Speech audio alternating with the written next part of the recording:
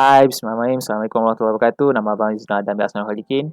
Pelajar tahun 2 kuliah farmasi. Jadi, insyaAllah untuk episod kali ini, versi Poppad, abang akan share kepada adik semua tentang ada satu buku ni yang abang dapat daripada cikgu abang waktu sekolah dulu. Jadi, tajuk dia ialah terbalik. Tajuk dia ialah When the Chicken Dies, Everyone Cries. Jadi buku ni dia pasal apa sebenarnya?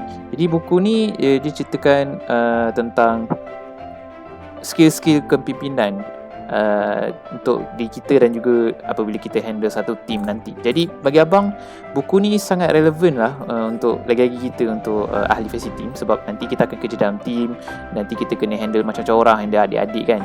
Jadi abang rasa buku ni nak abang elok share lah dengan adik-adik, abang-abang, kakak-kakak semua. Jadi insyaAllah sebelum tu nak summarize dulu lah buku ni, buku macam mana. Jadi buku ni basically satu memoir daripada penulis dia, iaitu Boon Siri Somchik, orang Malaysia berketurunan Thailand. Jadi pengalaman beliau ialah dalam dunia korporat selama 30 tahun sebagai pegawai kewangan dan operasi. Jadi apa buku ni nak ceritakan ialah dia relate kan pengalaman beliau membesar di kampung dengan kepimpinan yang akan diaplikasikan dalam pekerjaan. Jadi saya just akan summarize sedikit tentang isi-isi dalam buku ni. Jadi isi pertama dalam buku ini ialah dia dalam bahasa Inggeris kan. So saya sebut dia punya tajuk, dia isi dia dalam bahasa Inggeris lah. Change happens, embrace it. Jadi apakah maksud dia? Change happens, embrace it. So dalam chapter ni ataupun isi ni, kita kena terima hakikat bahawa perubahan ni sentiasa ada. Kalau dunia kita sentiasa berubah-ubah kan, tapi antara benda yang kekal dalam dunia ni ialah perubahan. Jadi nak tak nak, perubahan sentiasa ada. Jadi kita kena belajar untuk sesuaikan diri, jadi fleksibel, dan belajar untuk let go sesuatu bila satu keadaan tu berubah. Jadi antara benda yang selalu berubah ialah orang di sekeliling kita. Jadi kita kena belajar pelbagai cara berkomunikasi, interaksi, cara kerja, dan kita kena kenali mereka macam mana supaya kita dapat membina hubungan yang lebih baik dengan rakan-rakan sekerja kita. Dan kalau kita ada buat kesilapan, kita kenalah belajar daripadanya, dan kita perlu belajar untuk menjadi lebih baik dalam cara kita memimpin ataupun buat kerja. Kemudian dalam isi kedua ialah if you've never risked, you never lived. So apa kan maksudnya? Maksudnya kita kalau tak pernah ambil risiko, hakikatnya kita tak pernah cuba sesuatu tau. Bila kita cuba untuk ambil risiko kan, kita akan hadapi pelbagai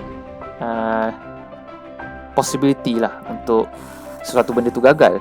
Tapi kalau kita tak ambil risiko, kita seakan-akan tak pernah mencuba lah.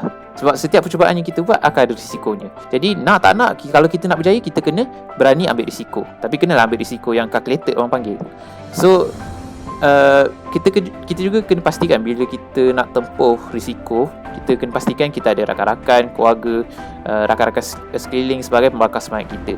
Janganlah kita duduk sorang-sorang. Memang mudah tersangkut separuh jalan lah dalam apa yang kita nak. Dan memang akan ada orang yang akan pandang serong dengan kita bila kita usaha terhadap satu sasaran yang kita nak. Jadi kita tak boleh biarkan kata-kata mereka halang kita daripada capai target tu. Dan yang penting sekali ialah kita kena teruskan usaha dan jangan sesekali putus asa. Kemudian isi seterusnya ialah leadership is about we, not me. Pasal kepimpinan ni dia bukan pasal tentang diri kita bila kita jadi pemimpin, tapi tentang pasukan kita.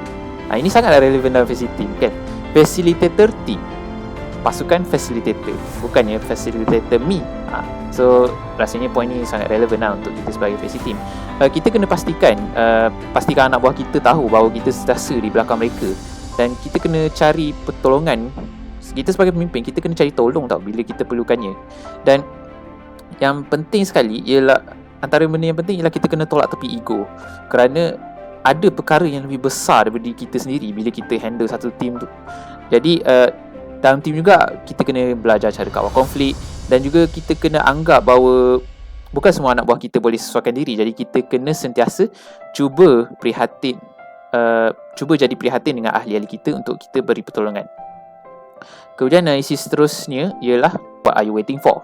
So dalam chapter ni apa yang boleh dirumuskan ialah what are you waiting for kan? Maknanya apa yang kita tunggu lagi? Maknanya mestilah dapat masa. Jadi dalam chapter ni dia ceritalah kepentingan masa, tentang betapa pentingnya kita kena hormati masa orang, hormati masa sendiri kan. Kerana masa orang lain daripada masa kita. Ada masa convenient untuk kita, tapi untuk orang lain tak convenient. Jadi kita kena pandai untuk menjaga masa orang lain juga. Jadi contohnya dalam meeting dengan komiti kan, kita kena cuba sedaya upaya untuk jadikan meeting tu sependek yang mungkin. Sebab mungkin ada orang lain dia ada urgent matters lain kan. Dan juga kita kena adakan checklist apa yang perlu dilakukan supaya kita boleh track benda apa yang perlu dilakukan, benda apa yang belum dilakukan. Dan juga kita kena set target kita dalam apa yang kita kerjakan. Dan kena pastikan ada SMART apa? SMART. Specific, measurable, achievable, reasonable dan juga time. Kena ada 5 benda ni. Dan last sekali ialah kita janganlah berlengah. Itu antara penyakit kita sebagai pelajar universiti yang memang kronik lah dari dulu sampai sekarang. Kita janganlah berlengah dalam buat kerja. Work will never go away. It will always be there. So nak tak nak memang kita kena buat kan. Kalau tak memang takkan siap. So next is communicate to relate. Jadi kita kenalah ada empathy dengan anak-anak buah kita. Lagi-lagi bila kita nak bagi berita buruk kan, kita kena pandai, kita kena ada cara penyampaian yang sesuai lah dengan anak-anak buah kita. Dan juga kalau kita takut nak berkomunikasi kan, nak tak nak kita kena belajar atasinya, sebab ia amat kritikal dalam kerjaya kita. Kita kena tahu pelbagai jenis cara komunikasi berdasarkan pendengar dan situasi yang kita tengah hadapi sekarang ni. Dan juga kita kena pastikan apa yang kita nak bagi tahu tu ada isinya, bukan kosong. Walau kalau kita goreng sekalipun, kita kena goreng yang berilmiah. Faham tak? Jadi apa-apa pun kita kena fikir dahulu sebelum apa yang kita nak bagi tahu tu. Jadi next point ialah kita kena pastikan bahawa kegagalan tu bukannya menjadi penghalang kita untuk berjaya, tapi menjadi pembangkit untuk kita terus melangkah ke depan. Jadi itulah isi besar chapter seterusnya, iaitu let failure fuel yourself. Jadi antara benda yang dibincangkan ialah kita kena cari kelebihan diri sendiri dan asahinya. Sebab diri kita ni special tau sebenarnya hakikatnya. Kita ni unik. Kita ada kelebihan yang mungkin orang lain tak ada. Jadi kita kena belajar cari kelebihan kita dan asah dia. Tak apa kalau kita gagal, tak apa kalau kita tak capai sasaran kita. Janji kita tidak jadikan dia penghalang untuk kita terus bergerak ke depan. Jadikan dia sebagai pengajaran, tapi jangan sampai dia jadikan penghalang untuk kita kejayaan impian kita. Dan kadang-kadang kegagalan ni bukannya benda malu untuk diserokkan. Dia kadang-kadang dia boleh jadi pemangkin, boleh jadi cerita untuk anak-anak buah, pengalaman untuk bangkit semangat diorang ke. Jadi itulah rasanya itu sentuh dengan lebih jelas dalam tajuk last buku ni, iaitu Coming Full Circle. Itu apa yang disimpulkan dalam chapter ni ialah kita jangan takut tunjuk kelemahan diri dan juga pengalaman silam kita kepada orang lain. Kita kena gunakan pengalaman baik buruk kita sebagai pemangkin, baik dan buruk. Kelebihan bila kita bercerita ni ialah cerita mampu menghubungkan kita walau apa juga latar belakang.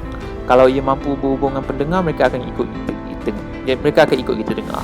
Jadi yalah, cerita ni, bila kita cerita ni, kalau ia relatable dengan pendengar kita, dia akan ikut dengar sekali. Jadi dari situ kita boleh influence lagi pendengar kita tentang apa yang kita nak cakapkan. Jadi kesimpulan yang saya boleh dapat lah daripada buku ni ialah leaders are made, not born. Leadership skill ni kita boleh asah, kita boleh belajar. In fact dalam UIA pun ada program leadership and management kan. So leadership ni, kepimpinan ni dia walaupun kita rasa kita tak boleh, hakikatnya kita boleh. Dalam lambat laun kita kena juga memimpin, kerana kita semua adalah pemimpin. Dalam Al-Quran pun dah sebut kita semua ni pemimpin di atas buku bumi ini. Tapi yalah, kita kena berusaha untuk menjadi pemimpin yang hebat, pemimpin yang baik. Dan untuk menjadi pemimpin yang hebat ni, kita boleh belajar, kita boleh asah. Memang tak mudah, memang susah, memang setengah orang makan masa bertahun-tahun untuk asah skill kepimpinan. Tapi kita boleh lakukannya. Dan juga apa yang abang belajar juga ialah kita kena ada semangat berpasukan, semangat kerjasama dalam tim kita bila kita buat kerja. Kita kena bina keyakinan diri kita. Kita tak boleh biarkan kata-kata orang ganggu kita, ganggu fokus kita bila kita nak nak ke arah satu tujuan. Kita kena percayakan diri juga, dan juga percayakan diri orang lain bila kita nak bekerja. Bila contohnya kita kerja komiti ke apa, kita kena percayakan diri kita bahawa kita boleh lakukan, dan juga tim kita boleh lakukan. Yang paling penting sekali ialah kita kena sentiasa berusaha untuk jadikan diri sebagai inspirasi kepada anak buah kita. Kerana bila anak buah kita rasa inspired daripada kita kan, lagilah bersemangat diorang nak siapkan tugas-tugas mereka. Jadi rasanya itu sahaja aku untuk episod Faci Poppad kali ini. Terima kasih kepada komitis jemput saya untuk ni. Jadi harap adik-adik, abang, kakak dan rakan-rakan semua yang dengar dan melihat memang bebelan kecil ni dapat manfaat daripada dapat sedikit manfaat lah daripada apa yang saya ceritakan sebentar tadi. Jadi insyaAllah harap kita dapat jumpa lagi, sama ada di kampus ataupun online, insyaAllah.